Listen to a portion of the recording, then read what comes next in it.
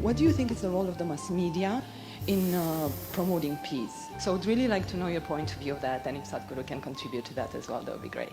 Thank you. Thank you. Well, actually, that's a very important question, because I feel that the media have not done a good enough job of focusing on all that is happening around the world that is positive and that is working. Obviously, we're going to cover the crisis, the violence, the dysfunctionality, the corruption, but we've made a big point of also covering what is working. So we have dedicated sections that are called what is working in creating jobs, what is working in health. And by putting the spotlight on what is working, we can help scale it, because it helps people see where they may want to join and put their own energies. It helps them see that it's not all despair and hopelessness, which is one of the worst things we can do to ourselves. And we have a section, for example, which is just dedicated to good news. It's called our Good News section. And if you ever feel depressed, which I'm sure you never do if you're doing Sadhguru's yoga every day,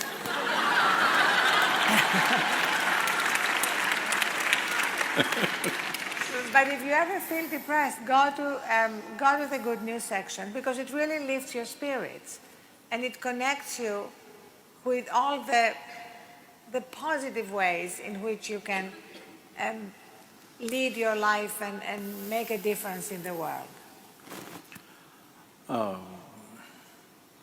Today, the media is like never before in terms of its reach. Anything that happens anywhere can reach every human being on the planet, which is a phenomenal power to influence people.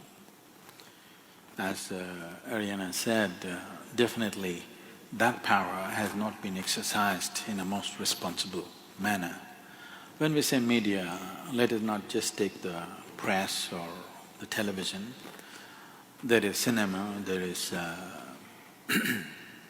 other ways of internet, media, and of course, I don't know if video games come under media.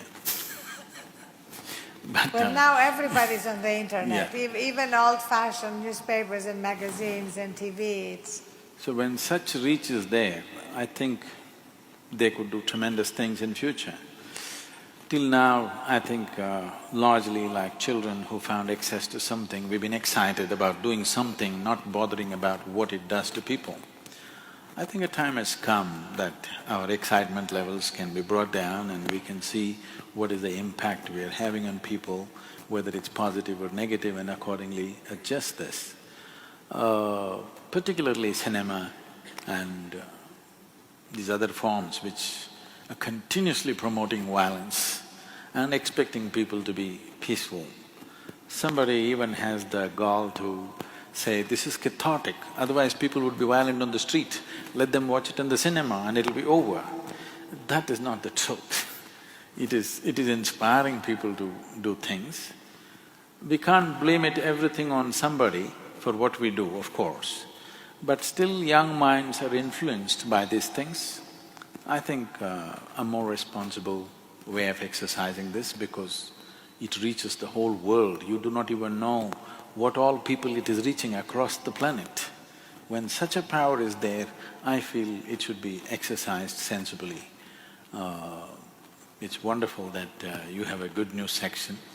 Actually, in India, in a major newspaper which sells over 2 million or 2.5 million newspapers today, per day, physical newspapers, I convinced them to bring in a good news section about 15 years ago.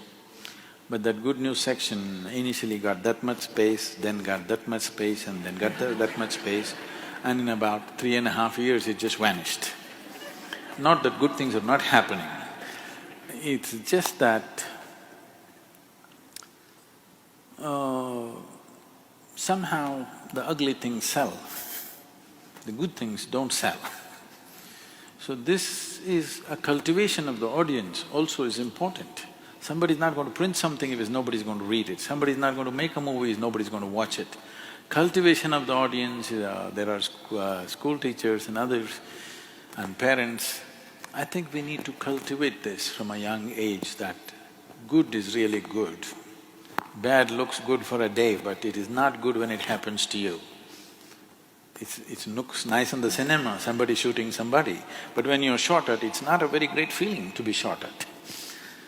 But also, we've discovered that it's not true that good news don't sell. Our good news section has a wait list for sponsors who want to sponsor it. The traffic is one of the highest traffic sites on the Huffington Post. I think. I would like you to introduce to the newspaper Yeah, owners I in would India. love to talk to them. We are going to launch the Huffington Post in India, and we're going to have a very big good news section.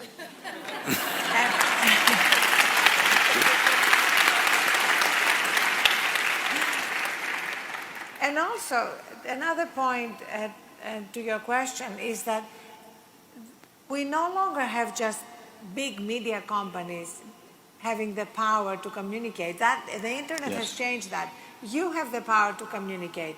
The mother that I mentioned who wrote a blog reached millions of people. That's what has changed now. While in the past that wasn't available, you had to kind of own the printing presses or have influence. Right now, anybody who has something interesting to say and can say it in a compelling way or in a humorous way, because humor is fantastic online, can reach a very large audience and have an impact. That is a very positive and a fantastic change that you don't have to wait for somebody to sell a newspaper to you. You can write and put it whatever you want, and even that needs a certain evolution.